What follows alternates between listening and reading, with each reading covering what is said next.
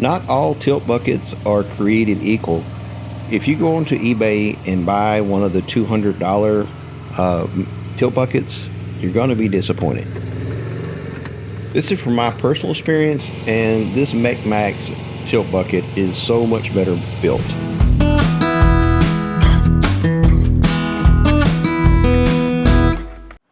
Hey, welcome back to the channel. I'm Tony, and this is Tony's Tractor Adventure, and today we're going to be working on the MechMaxx mini excavator, and we're going to be doing some upgrades. We recently did a video where we put the hoses on. I did change these connectors out, so I want to walk you through that.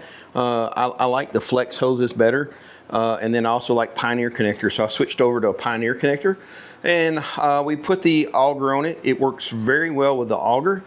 And we went ahead and got the MechMaxx tilt bucket. So today we're going to be putting on the tilt bucket. It comes with the hoses. However, it doesn't come with quick connects. It just comes with an M14. I think it's called DNI, M14 DNI 1.5 pitch thread on it. So anyway, what I have done is swapped it over, and I'll walk you through each step of this. The size of fittings, and then I'll be able to show you how to use the what we call Pioneer Quick Connects.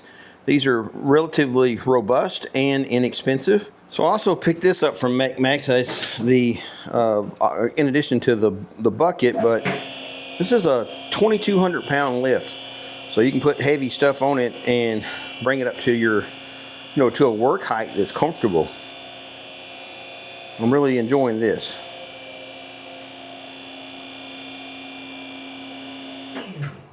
So I've seen many of these buckets at like online, eBay, and then auctions, and they look the same as far as the general outline, but the quality of build is just not the same.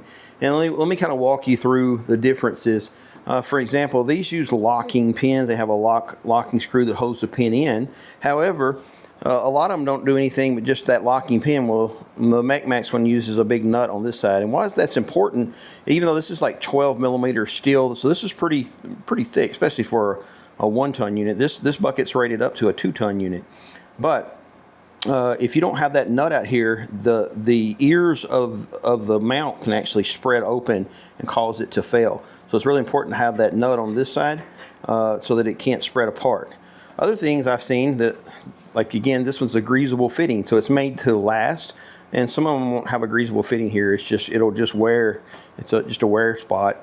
Also, I've seen some of the other ones that they'll have double cylinders, and basically what they're doing, they're putting 1 or 2 single cheaper type cylinders versus a double action cylinder. So you got hoses running on both sides, and it's just kind of not a good way of doing it.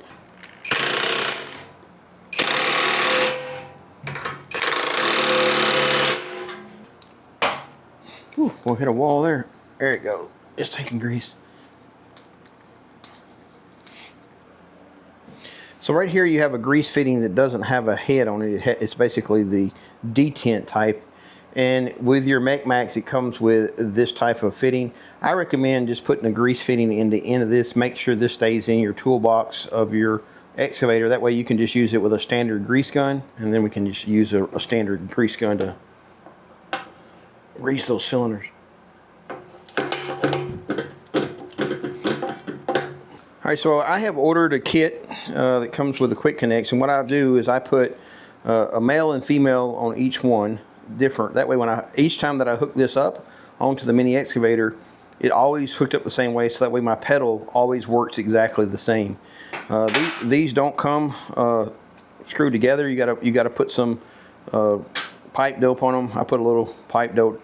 I'm very cautious not to get pipe dope into my hydraulic system, so I kind of stay away from the very, very end of the threads. It's got a filter on it. Honestly, it's probably not going to hurt, but there's no sense in contaminating your hydraulics any more than you have to. So this is just a 3/8 inch national pipe thread, and we'll go over and put these in a vise, tighten these down. Got to do both of them. The male Pioneer connector and the female. This is a, if I remember, this is 3/8 Pioneer, and you got a 1/2 inch Pioneer for, like, some of your bigger tractors, and even bigger than that. But I'll give you a link to these where I got these off Amazon.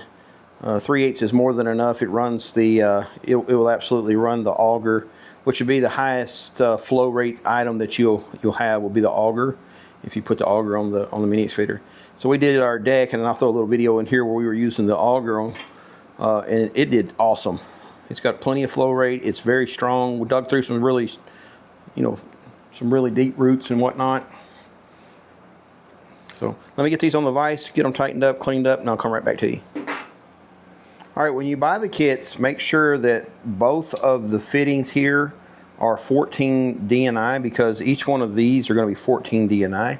I have several of these on hand, but I got one set that was a 16 millimeter DNI versus the 14 millimeter DNI. So I did have it on hand, so it was no big deal. But if I could see, if you bought this kit, it could go bad for you if that's the only one you had. All right, talking you through this. This quick connect is a 3/8 inch Pioneer quick connect. It uses 3/8 inch national pipe thread. Everything that comes with MechMaxx uses a it's 14 millimeter by 1.5 pitch thread DNI light. In between the Pioneer connector, which is a 1/2 inch national pipe thread, and the hose that comes from the MechMaxx bucket, which is a M14 by 1.5 thread pitch DNI, there's the adapter there, and that's what each end of that adapter has to be if you want to kit this out yourself. All right, so DNI light, tightening this up again is no big deal, and this is how quickly that we can get this dude ready to run. We are literally just a couple tightens, and we're ready to try to test this thing out. Last thing I'm going to do is put on some protectors. It's little rubber protectors here that keeps the dust out of these when you're not using them. I think that's really important, because these are going to be sitting around for a long time. And I went with yellow side and the red side.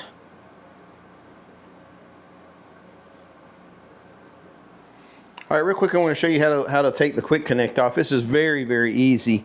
Only thing you have to do is pull this pin out. That gets the safety switch out of the way, and then you can just make sure that you have this kind of level, or otherwise the bucket will just fall off. So you just push it back, and then you can take the mini excavator and just move it around and set it wherever you want to and curl out of it. It just drops the bucket real easy.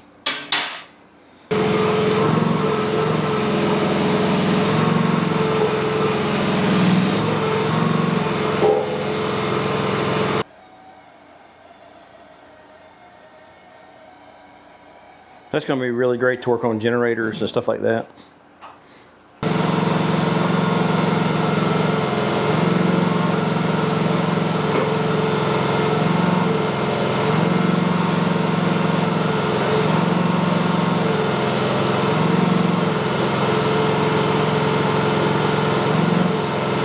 There we go.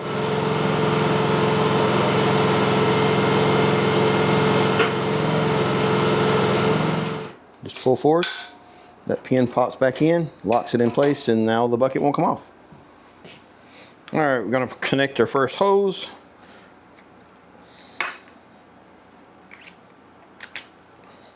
Now I will probably have to work on the hose placement. I don't know exactly how I'm going to do this. I'll probably get some zip ties and kind of work these through, because again, I need to make sure that they don't get in the way of anything, pinch anything. But this is just first run.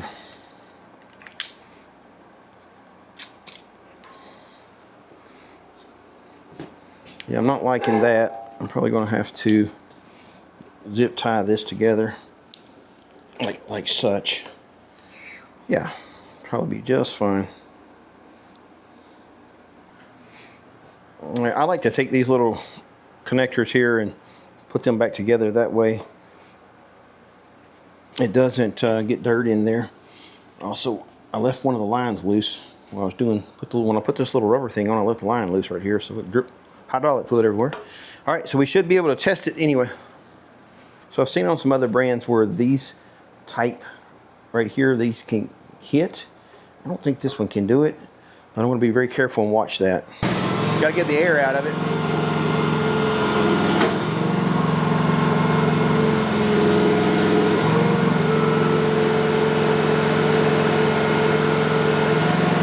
not going to hit.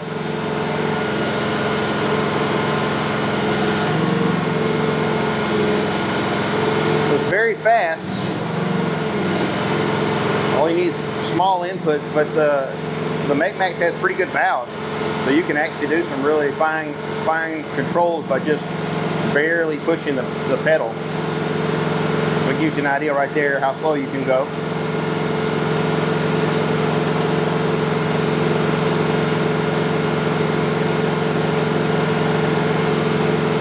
Or you can go really fast.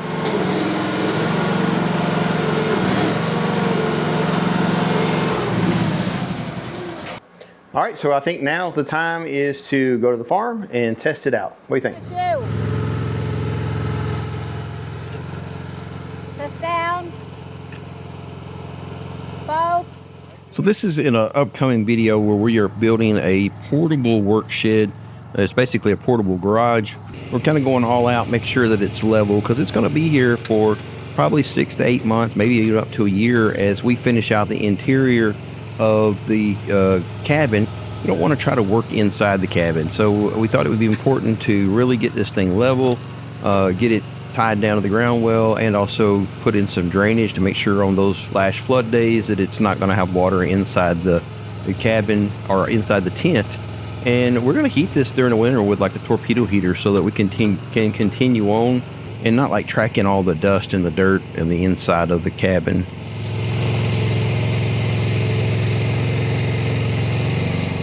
So this is the first time that I've ever used a tilt bucket on a mini excavator or an excavator of any kind, to be honest with you. I found it to be very intuitive. It took me just a few minutes of, playing with the controls. And I think I am going to go ahead and put some flow restrictors on the hoses for the tilt bucket, so I don't have to be so careful as far as pushing the pedal, because it can be very quick, but you have to be very conscious about your foot placement on the pedal, or the bucket can move so fast that it's almost violent. I mean, the pedals work. You can actually finesse it. I think it'd just be better to put that restrictor on them, and then that way if you push the pedal full on, it's just going to move at a slow pace. I can't see any time that you would really need to move the tilt bucket at a really fast pace.